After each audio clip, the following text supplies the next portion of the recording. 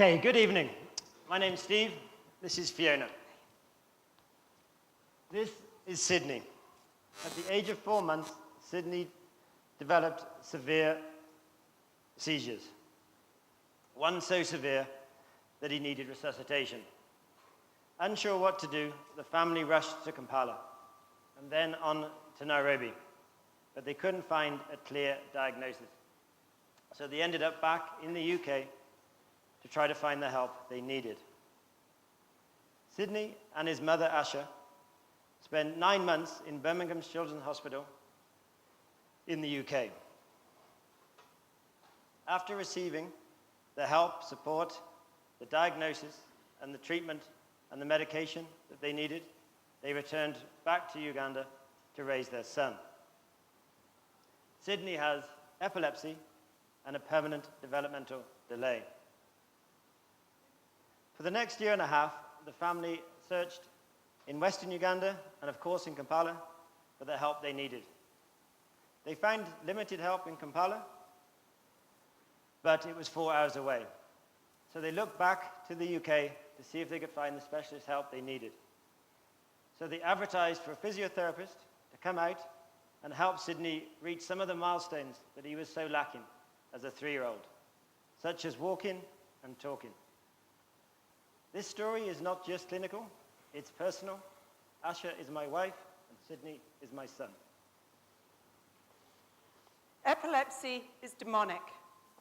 Disability is a curse, witchcraft, a punishment from God. These attitudes are common across Uganda, and it makes a child and their family feel isolated, neglected, scorned, and socially excluded. There are more than 2.5 million children living with a disability in Uganda, but only 10% of those have access to rehabilitation because of high costs, great distances, and a poor understanding of the benefits of rehabilitation. In fact, 125,000 children are living with a severe disability that need urgent help and rehabilitation today. I am the physiotherapist that came out to help Sydney. And Steve and Asha, Sydney, and myself are the co-founders of Kyaninga Child Development Centre. And together, we're working to create equal opportunities for children with disabilities in Uganda. Thank you.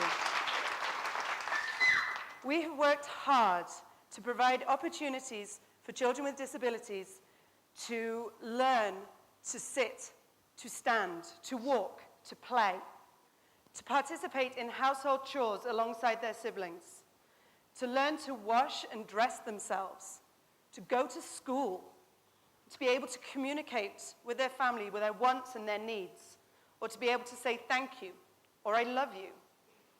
But to do this, it is imperative that we equip parents, teachers, and healthcare workers with the tools they need to integrate all children into society. We can't do this alone. We have to build capacity of other community organizations to help support the children and their families and their communities. Those parents also need the support networks to be able to share their experiences and their challenges. So, since opening our doors in January 2015, we have treated with physiotherapy, occupational therapy, and speech therapy more than 330 children through our outpatient clinic.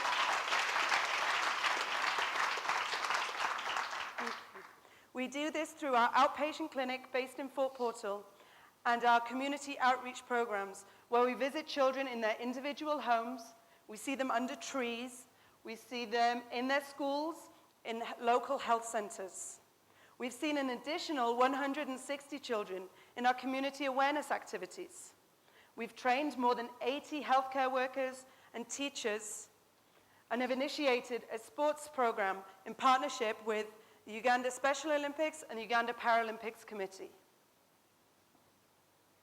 So what next?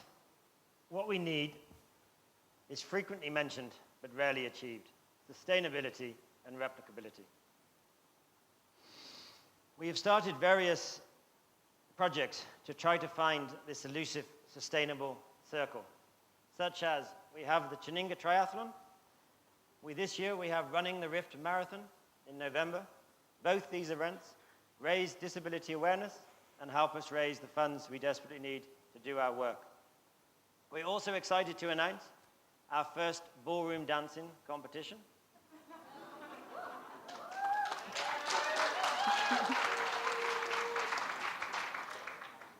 Also in November, aptly named So Kyaninga Can Dance.